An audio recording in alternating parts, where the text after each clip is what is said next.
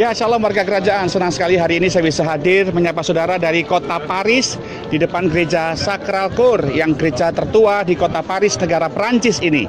Saya berdoa supaya saudara memahami baik-baik bahwa kehidupan kita adalah biji mata Tuhan dan kita adalah bait Allah. Sama seperti bangunan gereja ini yang pernah dibom oleh tentara Jerman pada waktu Perang Dunia Kedua, sama seperti gereja yang di Rotterdam kemarin, umat Tuhan.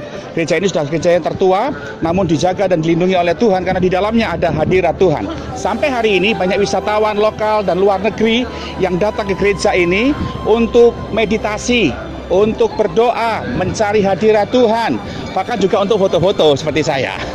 Nah, menarik sekali umat Tuhan, supaya hadirat Tuhan menjadi bagian yang nyata dari saudara. Anda harus mengejar hadirat Tuhan.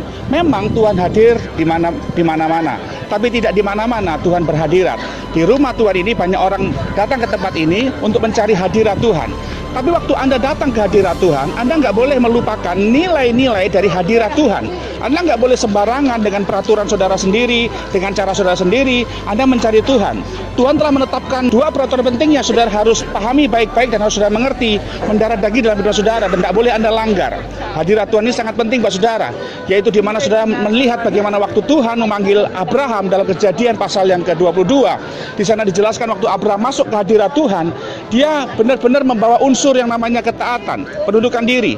Dan itu di mana Tuhan melihat dalam sisi Abraham, karena Abraham memperhatikan nilai-nilai kekudusan Tuhan. Dia sungguh-sungguh membawa Ishak, dan Ishak merupakan satu bagian di mana Allah mengingat bagian perjanjiannya dengan Abraham. Dan itulah bagian yang Tuhan cari dalam diri kita. Darah Kristus adalah jaminan kekudusan kita. Anda nggak bisa kudus hanya karena Anda berbuat baik atau beramal dan sedekah. Anda berbuat baik itu merupakan bagian daripada kita adalah orang-orang yang kudus di hadapan Tuhan. Saya berdoa supaya Anda memahami baik-baik kekudusan itu dalam hadirat Tuhan sebagai ketetapan pertama yang nggak boleh Anda langgar. Jagalah kekudusan yang Tuhan anugerahkan buat saudara. Buanglah pahit hati, buanglah kecurigaan, buanglah kebencian, buanglah tabiat dan sifat-sifat buruk Anda yang suka ngambek, tersinggungan. Buanglah itu, karena Anda nggak bisa masuk hadirat Tuhan dengan tabiat-tabiat dan sifat-sifat buruk seperti itu. Itu ketetapan yang nggak boleh Anda langgar. Sebab kalau Anda melanggar ketetapan Tuhan, Tuhan nggak berkenan pada ibadah saudara dalam hadiratnya. Tuhan nggak akan hadir, Tuhan nggak akan menyatakan kuasanya dalam kehidupan saudara. Yang pertama dalam hadirat Tuhan saya perhatikan adalah tentang kekudusan. Tanpa kekudusan tidak boleh seorang menghadap hadirat Tuhan. Atau kalau Anda nekat masuk hadirat Tuhan tanpa kekudusan umat Tuhan, maka itu adalah kekejian bagi Tuhan. Untuk menjamin kekudusan saudara dalam hadirat Tuhan, Allah memberikan kepada kita yang namanya darahnya, yaitu darah putranya yang tunggal, Tuhan Yesus Kristus. Anda menjadi kudus bukan karena Anda berbuat baik, Anda menjadi kudus bukan karena Anda beramal sedekah, tapi Anda menjadi kudus karena darah Kristus Yesus. Darah itu berbicara tentang dua hal, pengampunan dan pertobatan. Itu harus ada dalam diri kita. Di hadirat Tuhan, dua unsur ini nggak boleh lepas, yaitu Anda harus bertobat dan Anda harus memberikan pengampunan. Sama seperti Tuhan menerima pertobatan saudara, sama seperti Tuhan memberikan pengampunan atas saudara. Dari gereja Sacral Coeur ini saya berdoa supaya kekudusan itu menjadi bagian yang utama dalam diri kita. Jangan biarkan sampah merusak hati saudara sehingga Anda menjadi pribadi yang menodai kekudusan Tuhan dalam hidupmu. Saya berdoa supaya Anda menjadi pribadi yang mulai hari ini menjaga hati, tidak sembarangan berjalan sebagai orang Kristen. Keselamatan memang gratis, anugerah memang cuma-cuma, tapi menjalaninya itu ada harga yang saudara bayar. Anda harus menjadi pribadi yang mengerti bagaimana membuang fitnah, membuang segala bentuk tabiat-tabiat buruk dalam hidup saudara, membuang segala sifat-sifat buruk dalam hidup saudara, dan menjadikan pribadi yang sungguh-sungguh mengerti bahwa saya perlu kekudusan Tuhan dalam menjalani hari-hari ini.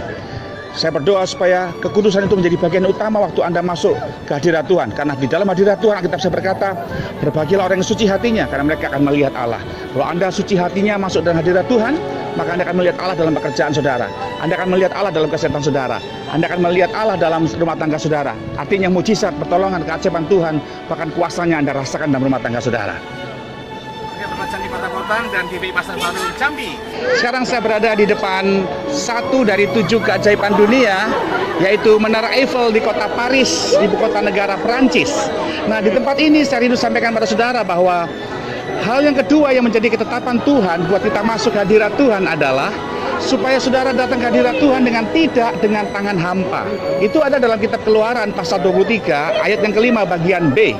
bahwa di mana saudara dipanggil Tuhan menghadap hadirat Tuhan, harus membawa persembahan, nggak boleh dengan tangan hampa. Sama seperti Abraham, waktu dia dipanggil Tuhan naik ke gunung Tuhan, masuk ke hadirat Tuhan, di sana Abraham diminta untuk mempersembahkan Ishak. Persembahan yang berharga yang kita bawa untuk memenuhi ketetapan Tuhan dalam hadirat Tuhan itu jemaat adalah, saudara harus memberikan yang paling kau kasihi, yang paling berharga, yang diminta Tuhan untuk Anda persembahkan. Sama seperti Abraham persembahkan Ishak sebagai sebuah persembahan yang dia berikan yang terbaik untuk Tuhan. Mengapa harus kita berikan yang terbaik untuk Tuhan?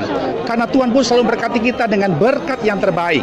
Sama seperti negara Perancis ini diberkati Tuhan dengan Menara Eiffel, satu monumen yang paling berharga, yang paling dikasih oleh bangsa Perancis, maskot bangsa Perancis. Demikian juga Tuhan memberikan kepada kita sesuatu yang berharga, dan itu harus kita persembahkan kepada Tuhan supaya menjadi kebanggaan kita bahwa kita bisa memberi yang berharga kepada Tuhan.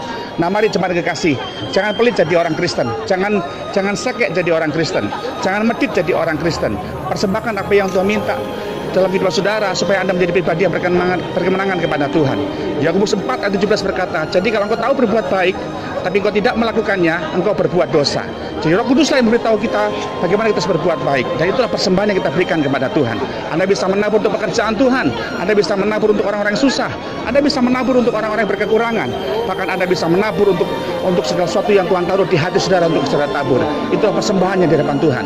Yang paling penting waktu Anda masuk hadirat Tuhan, persembahan yang kita bawa adalah hati yang kudus, membawa pujian, penyembahan, mazmur kita, menyanyilah dengan sungguh-sungguh, menyembahlah dengan sungguh-sungguh, dan bersemangatlah dengan Tuhan dalam hadirat Tuhan.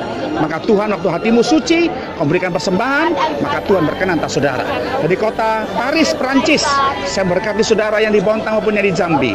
Tuhan Yesus berkati saudara, sampai jumpa minggu depan. Shalom.